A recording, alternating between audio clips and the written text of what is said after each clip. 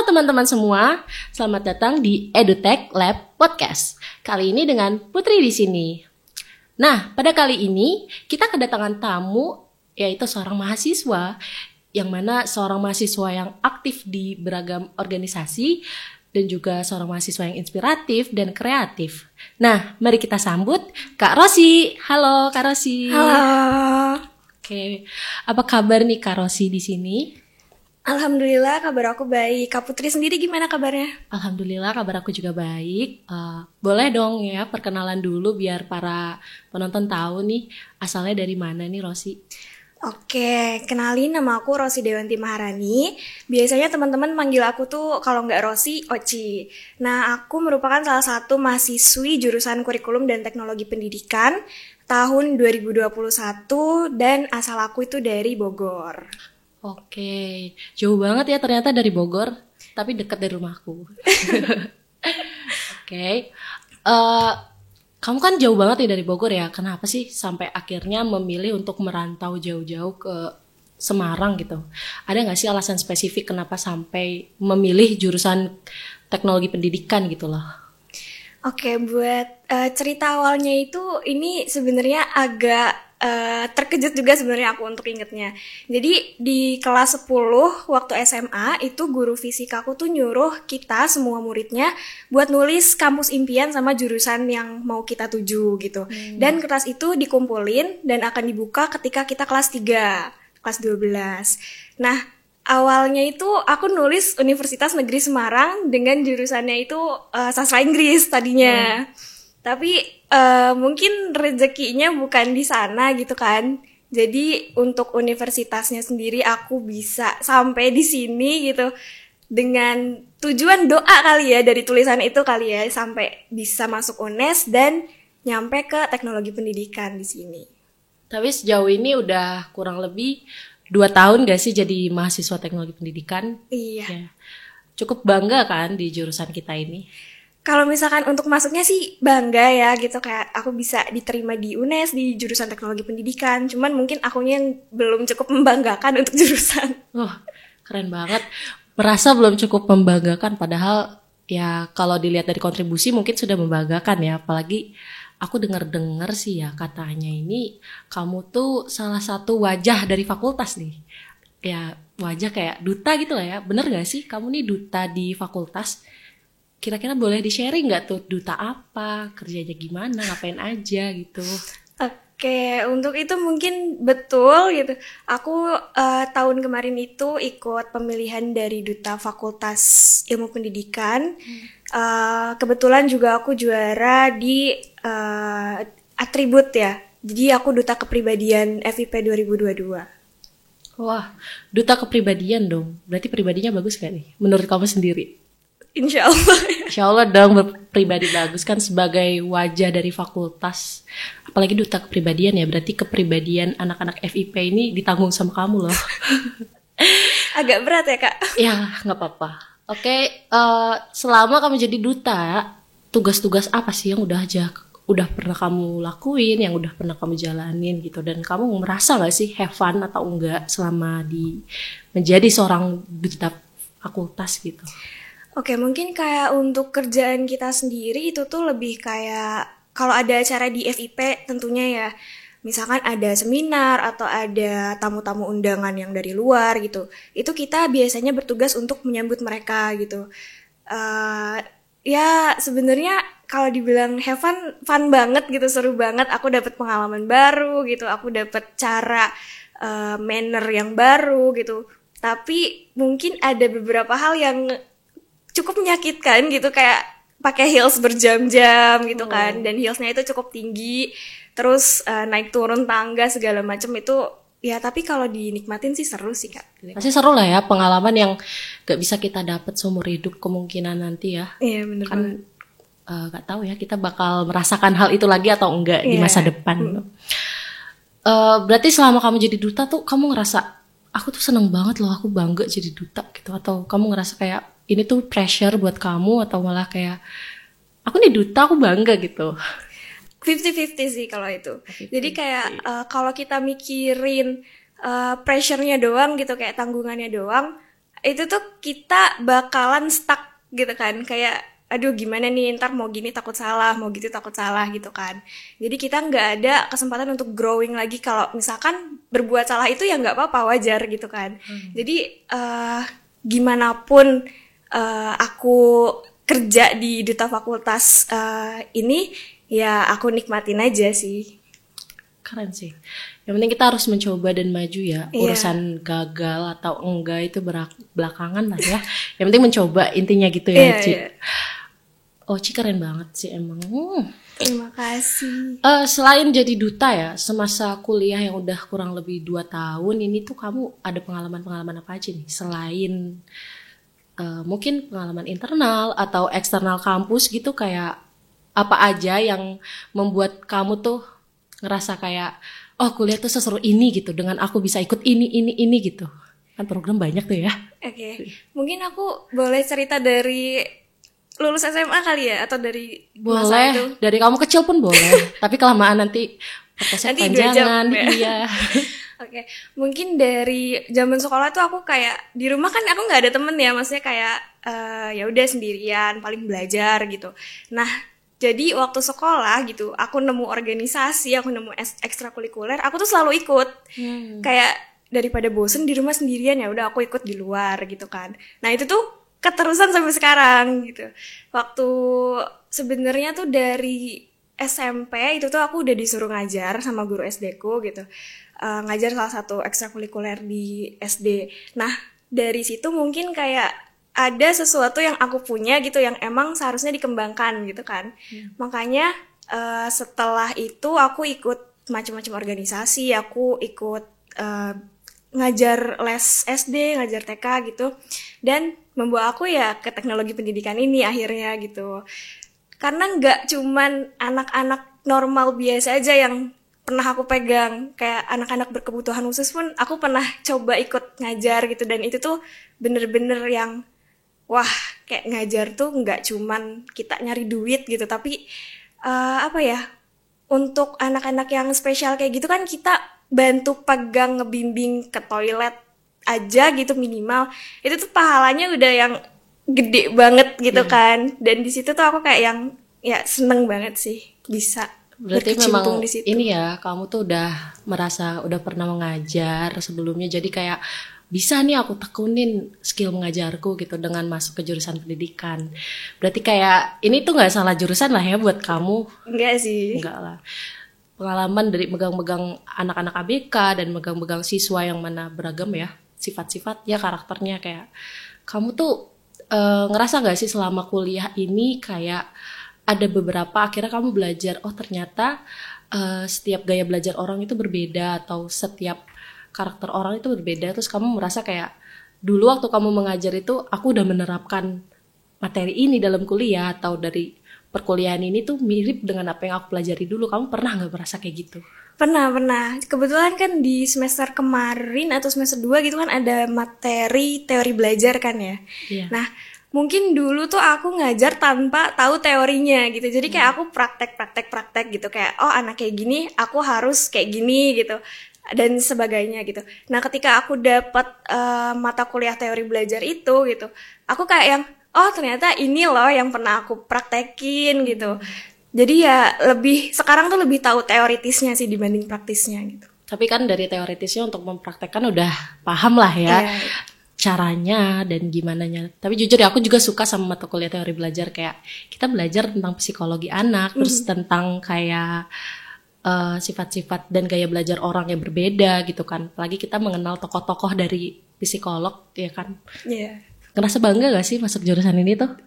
Bangga banget sih karena macem-macem ya. Kita kayak anak di kafe iya gitu, anak pendidikan juga iya. Iya itu betul banget sih. Sometimes aku ngerasa kalau ini tuh kita di tengah-tengah gitu loh, bukan di pendidikan banget, tapi bukan di teknologi banget. Jadi kita in the middle gitu kan. Tapi nggak apa-apa, yang pasti kita jadi punya kesempatan untuk mencoba beragam banyak hal gak sih? Iya bener banget. Iya kan.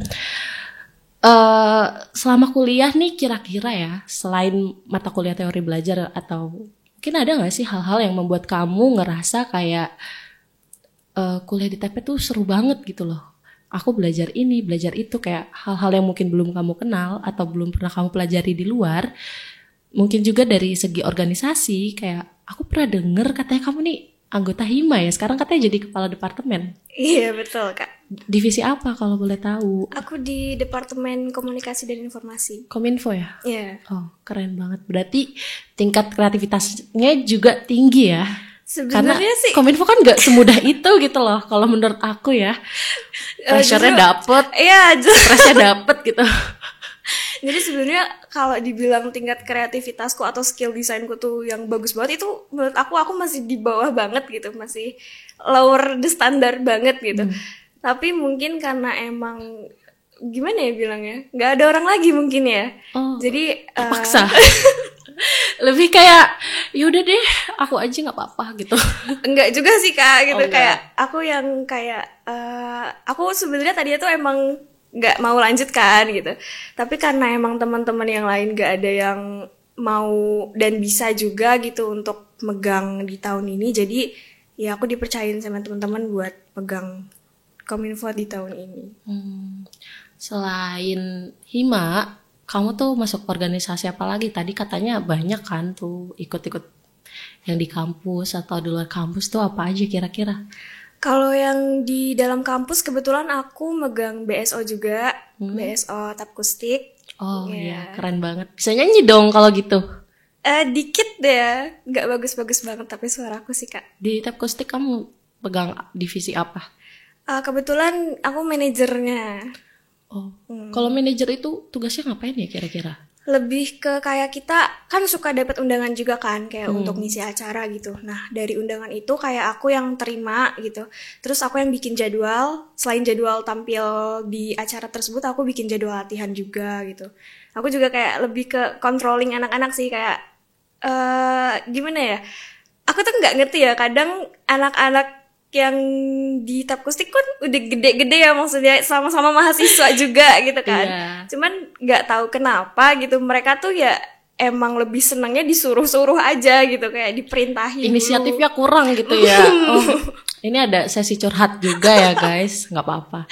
Biar anak-anak Tapkustik denger loh, ini manajernya stres. Coba gitu dipahamin gitu loh. Enggak yang stres juga sih Kak. Oh enggak. Masih aman. Masih aman. Selain Tapkustik apa aja nih kira-kira? Tadi Hima udah, Tapkustik. Kalau di luar kampus aku ikut ini Today's English. Apa tuh? Jadi itu tuh salah satu platform buat kita tuh targetnya milenial sama Gen Z buat belajar bahasa Inggris. Wow. Jadi di Today's English itu aku di divisi event kan. Nah biasanya tuh di divisi event sendiri aku bikin kayak rancangan eventnya, terus kayak kita ada kelas gitu.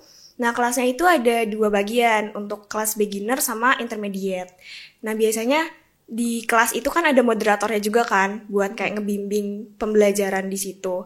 Nah dari moderator itu kita biasanya pakai bahasa Inggris full untuk kayak games gitu, terus kayak buka kelas gitu dan segala macam. Dan ya gitu sih. Seru dong ya. Seru banget. Seru banget gak sih kehidupannya kamu tuh, banyak banget kegiatan, apa nggak capek? Time managementmu tuh kayak gimana gitu, sampai kan kuliah juga tugas banyak, ini tuh banyak, terus kamu ikut organisasi ini itu, kepala departemen, manajer, terus juga gimana sih kamu tuh bisa time managementnya kok bisa sampai seaktif itu gitu loh? Sebenarnya aku belum yang bagus-bagus banget time managementku. Cuman waktu di semester awal, semester 1, semester 2 kan aku masih online kan ya kuliah. Nah itu aku kuliah sambil di kelas juga, sambil ngajar juga. Jadi kayak aku sambil Zoom iya, sambil diteriakin anak-anak iya gitu, kayak yang udah pusing banget. Tuh zaman online dulu ya, semester 1, 2 mungkin ya. Benar. Jadi kayak di situ tuh aku kayak yang ya Allah udahlah, gimana pun nanti nilai udah pasrah aja, kayak gak akan bagus-bagus banget aman gitu. Kan untuk aman. Masalah IPK-nya ya alhamdulillah dong. Alhamdulillah. Berarti time managementnya bagus banget dong, bisa nilai juga aman, kerja aman, ikut organisasi aman.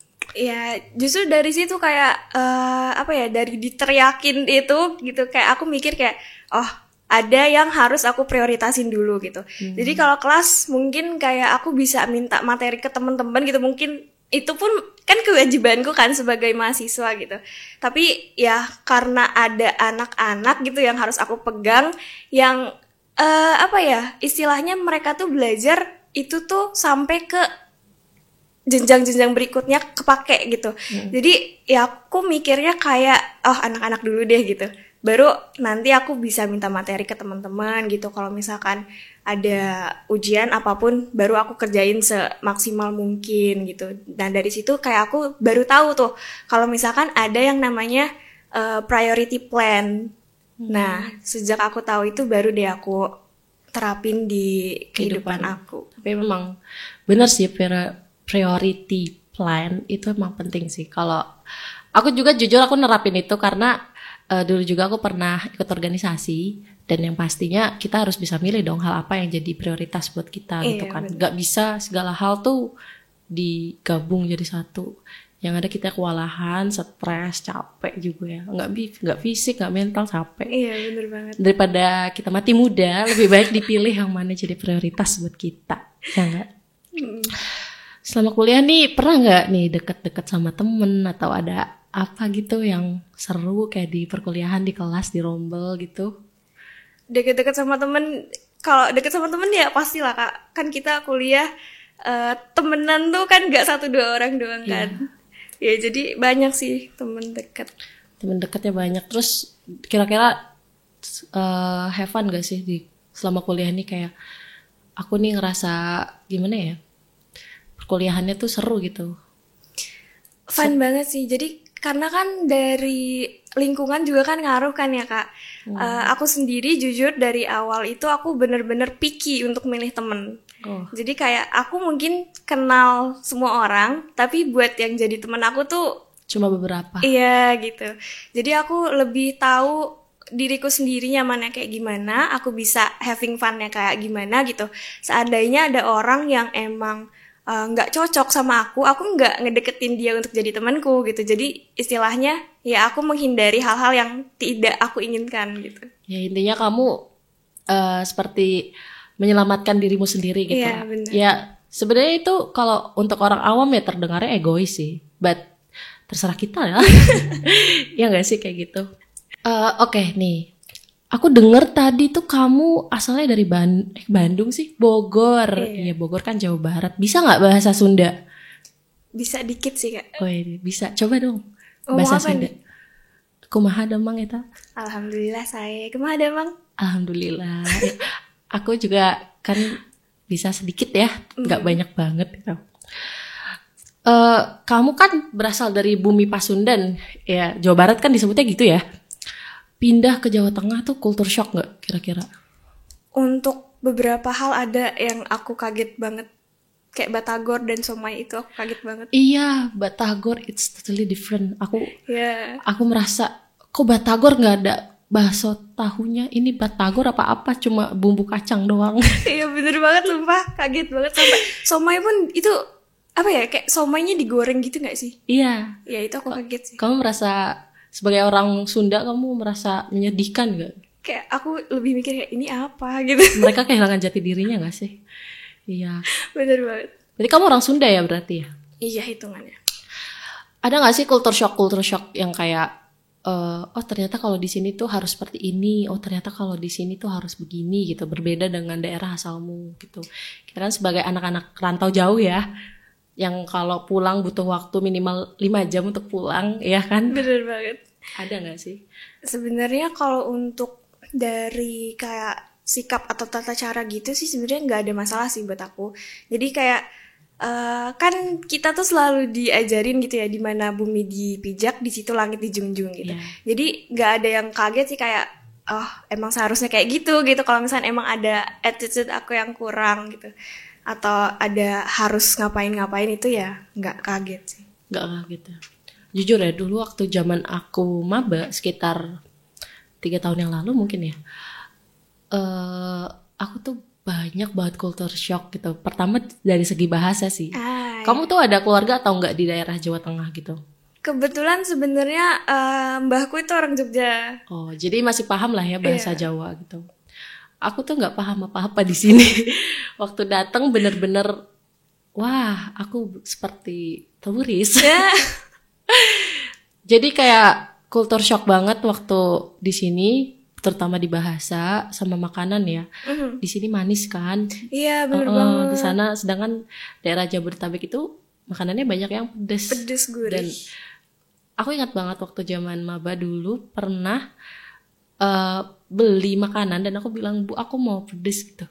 But then itu tuh sambal kacang dan itu makin manis gitu. Kayak aku ngerasain itu sia-sia dikasih sambal gitu loh. Tapi untuk sekarang tuh udah banyak pilihan sambalnya nggak sih di sini? Iya, betul banget. Dibandingkan 2019 dulu sama sekarang, memang dari segi makanan itu udah upgrade lah ya istilahnya gitu di daerah-daerah UNES ini. Jadi kayak udah nggak kaget lagi gitu dengan Persambalan. iya. Terus juga udah sekarang juga kan udah lama ya di Semarang, jadi bahasa mereka juga udah mulai kita pahamin pelan-pelan walaupun masih haho gitu. Tapi teman-temannya juga banyak membantu gak sih? Iya, banyak banget ngebantu sih. Kayak aku tuh tiap dosen ngomong bahasa Jawa gitu, aku selalu nanya, apa artinya gitu. Iya, sama banget waktu zaman maba. Setiap dosen itu sering ngeguyub pakai bahasa Jawa kan. Iya, bener-bener. Aku sebagai mahasiswa duduk diam lalu apa sih artinya? Apa sih? Dan mereka tuh dengan senang hati ketawa lalu menjawab gitu kayak. Iya. Ya ampun, aku merasa terhormat. Enggak yang keganggu gitu, Aku kayak apa sih nanya banget terus gitu enggak loh. gitu Iya, kan. gitu kan. Dan teman-temanku juga ketika mereka misalkan lagi ngomong ke sesama anak daerahnya gitu, mereka kan menggunakan bahasa Jawa, tapi pas ngomong sama aku auto switch bahasa Indonesia terus kayak wow, kalian keren banget gitu loh, bisa baik banget gitu ke kita. Iya. Bener sih, teman-temanku juga sama sih, Kak. Helpful banget ya mereka. Iya. Kadang mungkin kayak mereka nggak kayak yang ngobrol switch ke bahasa Indonesia, cuman kayak kalau misalnya lagi ngobrol banyakan terus mereka pakai bahasa Jawa gitu, mereka tuh nanya ngerti nggak gitu. Iya, Kayak ntar sering kalau banget aku di posisi seperti itu sih. Iya. Jadi kalau misalnya aku bilang aku ngerti, mereka lanjut gitu pakai bahasa Jawa. Kalau nggak ngerti, mereka translatein dulu, baru ngobrol lagi pakai bahasa Jawa. Iya, kadang-kadang juga ada salah satu yang kayak ini loh Put, ini seperti ini. Kayak oh gitu, ternyata ya ampun baik banget gitu kan. Aku merasa terharu. Teman-temanku baik banget gitu. Hati mungilnya tersentuh ya. Iya, kalau kata anak-anak Gen Z tuh inner childku terus disayang gitu ya. Oke, Oci, selama jadi mahasiswa rantau nih ada gak sih hal-hal yang kamu rindukan dari Bogor yang mana kalau dibilang kan cukup kota ya. Bogor yang adem dan asri dibandingkan dengan Semarang yang panas dan di atas gunung gitu loh. Ada gak sih hal-hal yang kamu rindukan?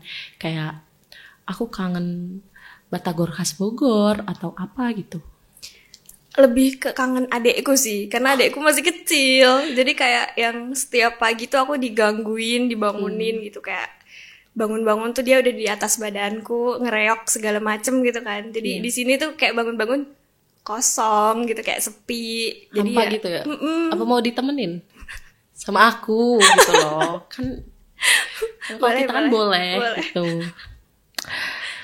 Nah, Oci, udah banyak banget gak sih yang udah kita sharing, chit and chat dari masalah kuliah, dari kamu menjadi, kita rentetin ya dari awal tuh kayak perjuangan jadi duta kepribadian ya.